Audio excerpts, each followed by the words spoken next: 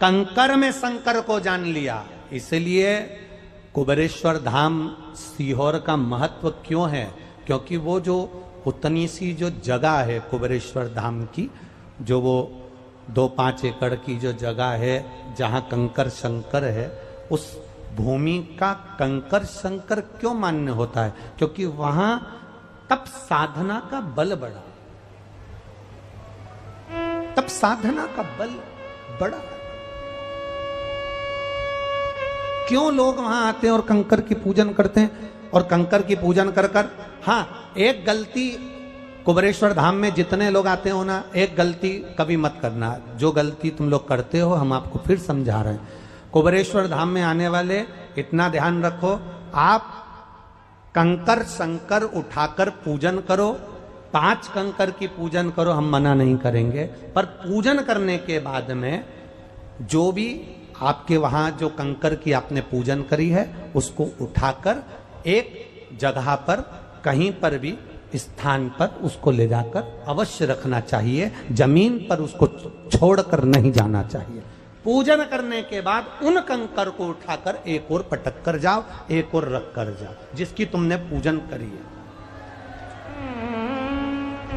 जिसकी तुमने पूजन करी।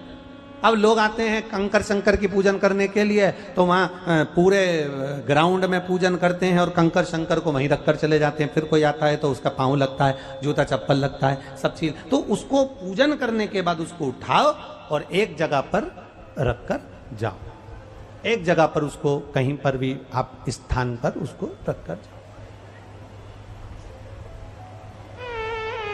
कंकर शंकर का स्मरण करो। तारा बाबा की कुटिया में 2 शिवलिंग का दर्शन होता है।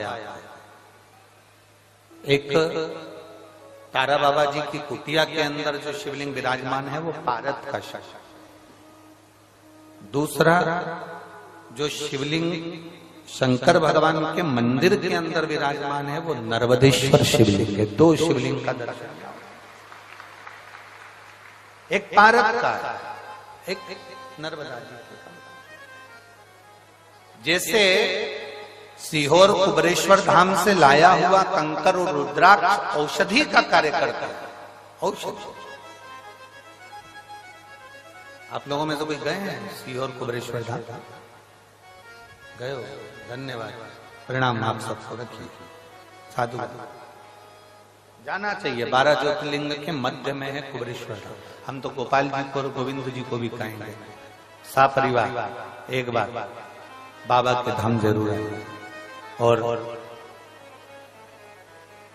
यहाँ तो शिवरात्रि तक कार्यक्रम रहता है ना, शिवरात्रि के बाद तक वहां रुद्राक्ष उत्सव चलता है।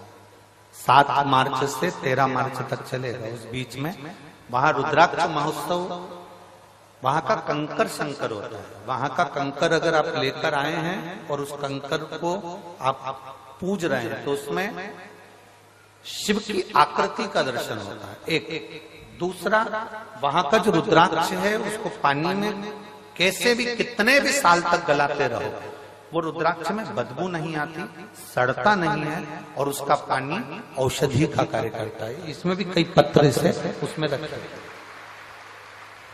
वहां का कंकर शंकर है भूमि।